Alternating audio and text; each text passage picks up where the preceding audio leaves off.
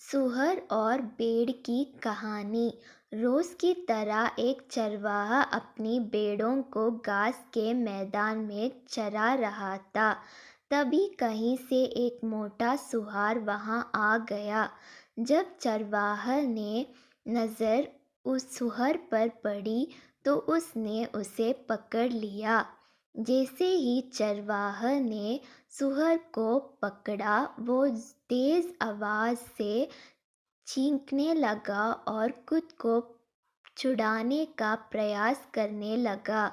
लेकिन चरवाहा की पकड़ मजबूत थी। उसने सुअर के सामने और पीछे के दोनों पैर रस्सी से बांध दिए और उसे अपने कंधे पर लटकाकर कसाई के पास जाने लगा।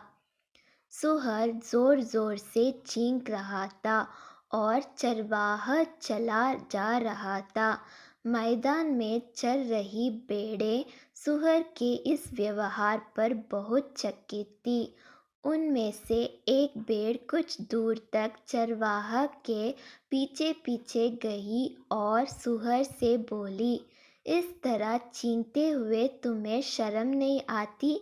चरवाहा रोज हमें इस तरह भेड़ को पकड़ कर ले जाता है, लेकिन हम तो यूं नहीं छीनते।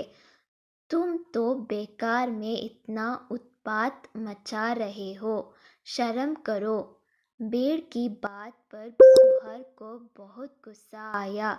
वह और जोर से छींकते हुए बोला, चुप करो।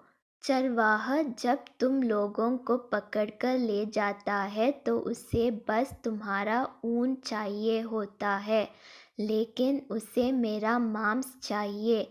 जब तुम्हारी जान पर बनेगी तब बहादुरी दिखाना सीख। जब खुद की जान पर कोई खतरा नहीं होता तब बड़ी बड़ी बातें करना और बहादुरी दिखाना बहुत आसान होता है।